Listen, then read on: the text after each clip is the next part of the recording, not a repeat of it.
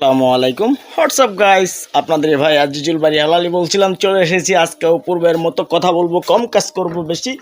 আমার নাম দিবানিশু, তাই তো আমি করি গোবর ফালানি চাকরি। চাকরি করতে করতে লাগে না আমার ভালো। চলে এসেছি এখন গরুকে দিব আলো। তার আলোর কারণ কি হচ্ছে দেখাবো আপনাদেরকে। গোবর পরিষ্কার করতে হবে আমার, এটাই তো আমার চাকরি। অল্প বেতনে কাজ করি আমি, খাই না তো করে চুরি। চুরি চামারির সবচেয়ে উত্তমের কাজ হচ্ছে আপনি কাজ করে খাবেন। আল্লাহর কতটুক নিয়ামত আল্লাহ আপনাকে দিছে আপনি কি জানেন? এই ফজরের সময় বলতেছি, আল্লাহ আপনাকে কতটুক নিয়ামত দিছে। আপনি সুস্থ, আপনার দুটি চোখ আছে, একটি মুখ আছে, আপনার মাথা আছে, হাত আছে দুইটা, পা দুইটা। তাহলে আপনি কিসের গরিব? আমার সে বড় ধনী আছে নাকি? আর যারা দেখেন টাকা আছে কোটি কোটি, কিন্তু একটা পা নাই, লাগাইতে পারতেছে না, অরিজিনাল পা পাচ্ছে না, পাচ্ছে ডুপ্লিকেট। তাই তো বলি, নিজের যাহা তাহাই করে নিবা আপন, দূরকে আনিও না কাছে।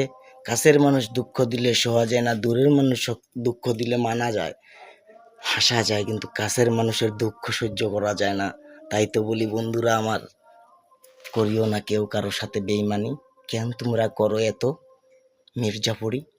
মির্জাফরের দেখা হবে ওই না। আজকে তুমি করতেছো যেন অহংকার, কালকে কি করবে একবার কি ভেবে দেখেছো তুমি? কার কাছে যাবে? মরলে আমার যাইতে হবে ওই না পর পারে, 3.5 হাত মাটি আমার হবে কপালে। এর সে 1 শতক মাটি 1 সুতা করবে না তো বেশি।